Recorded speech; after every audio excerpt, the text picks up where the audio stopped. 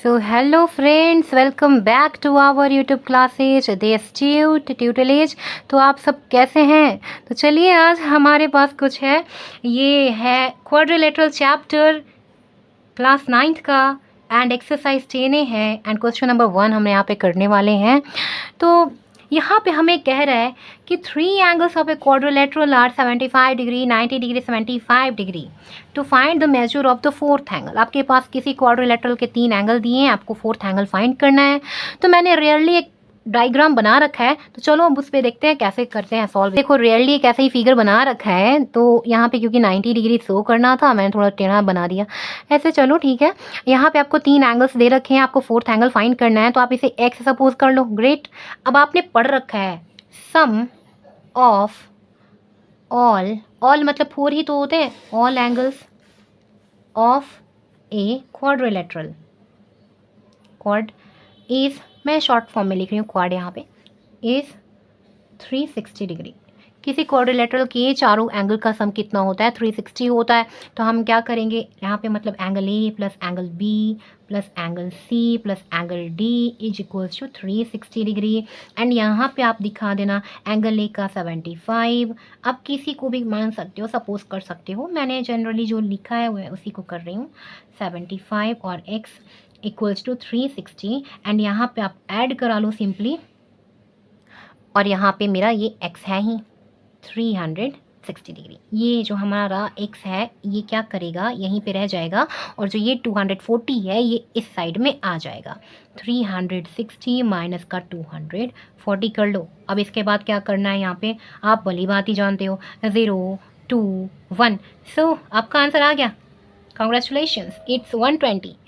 सो चलिए आपका आज का यही था क्वेश्चन, आप यहाँ पे आंसर फाइंड कर चुके हो। तो आज के लेक्चर में मैं क्वेश्चन नंबर 1 और क्वेश्चन नंबर 2 कराने वाली हूँ। तो क्वेश्चन नंबर हो चुका, आप चलिए क्वेश्चन नंबर 2 की ओर। सो यहाँ पे क्वेश्चन नंबर जो 2 कह रहा है हमसे, कह रहा है the angles of a quadrilateral are in the ratio 2:4:5:7। तो यहाँ पे सभी के सभी रेशियो में दे रखे हैं हमें एंगल्स। तो यहाँ पे करना क्या है, चलिए देखते हैं।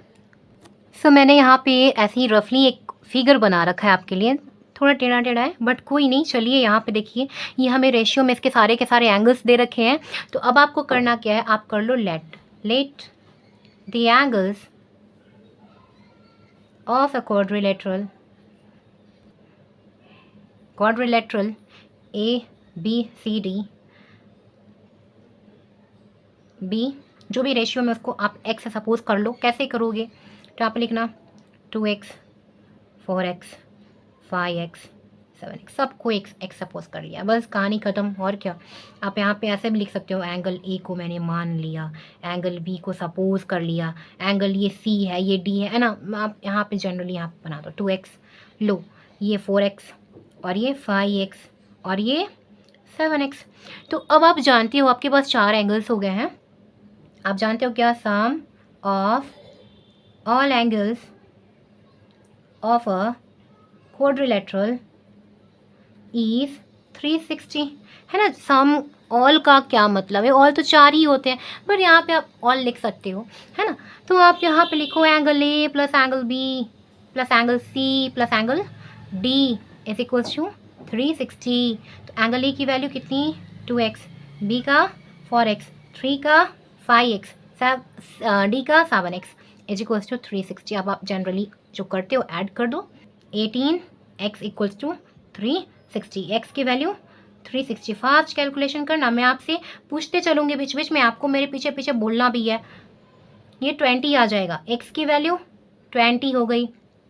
अब क्या करना, अब कुछ नहीं करना, सबके वैल्यू में जहाँ जहाँ x है ना वहाँ वहाँ वैल्यू बिठा दो। मतलब x का वैल्यू कितना 20 और मल्टीप्लाई करा दो। जैसे एंगल a इक्वल टू क्या था, 2x था, 2 इंटू करा दो x का वैल्यू 20, मतलब क्या 40 आएगा। देखो यहाँ पे ये 40 डिग्री आएगा। अब एंगल b का वैल्यू कितना था, ये था 4x, मतलब क्या x की जगह पे 20, ये कितना आएगा 80 आएगा।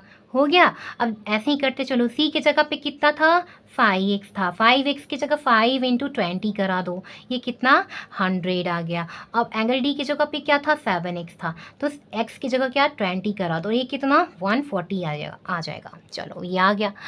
तो आपके सारे के सारे आंसर आ चुके हैं 40। अब आप क्या डालोगे, 40 है, दूसरा 80 है, तीसरा 100 है, चौथा 140 है। तो आज के लेक्चर में इतना ही। नेक्स्ट क्वेश्चन हम लोग नेक्स्ट लेक्चर में करेंगे। और अपने फ्रेंड्स के साथ शेयर करना मत भूलना हमारे चैनल को।